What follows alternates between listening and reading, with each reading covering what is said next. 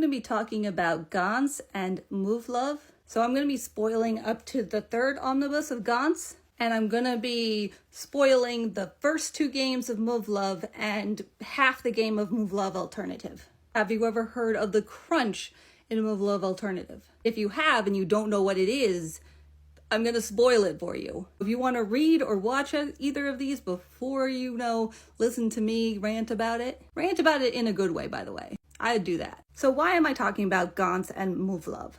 I'm talking about them because of their main characters. In Gantz, the main character is an asshole. A self-centered, teenaged asshole who unfortunately is way too realistic. Someone asks if they're in the right place. He says yes, even though they're not. He just doesn't want to be bothered. He lets a girl into his house because she has nowhere to go. He gets angry when it turns out that she has a crush on his friend and is just generally kind of horrid. Oh yeah, and he's that kind of guy that will look at you, and if you have a book or if you're listening to music or basically if you're just standing there in his proximation, you are stupider than him and he is going to immediately characterize you as this and you're horrid.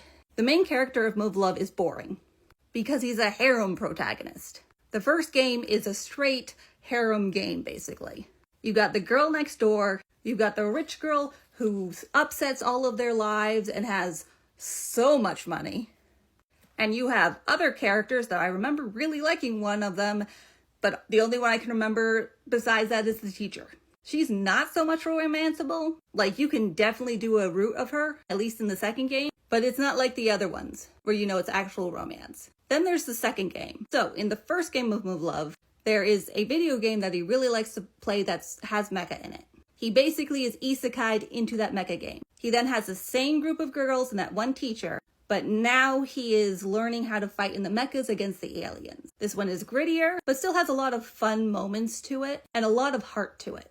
I have not finished Move Love Alternative, and I would say it's because of the crunch. Very much not because of the crunch. The crunch happened and it's sad. It's how the character then reacts to the crunch. And I don't know if it was the girl that I was romancing at the time that he ended up talking to, but he was such a piece of shit. Like, if you ever want to see how somebody can just be a horrid, horrid person after a bad thing happens to them, that's a really good example of it. Because I feel like we romanticize a lot of it, but that was a really good show of how trauma can actually make you a worse person. I hardly made it through that conversation. I have not picked up the game after that. He was that much of an asshole. Now in Gantz 3, everybody but him dies. That means all the other characters that we were starting to get to know, starting to connect to, starting to get backstory, and like, ooh, what could this do? The friend character has a brother. He's also a coward. How is his personal growth going to go? We had the girl who turns out that the reason she can't go home is because that thing happened where somehow the system thought that she died, but her actual body and personhood is walking around, so she's just like a copy. And then we had some interesting background characters, especially the Sudoku one, who is like the ring character, but I think she's just supposed to be a shy girl. Yeah, they're all dead. And he has to deal with it from there.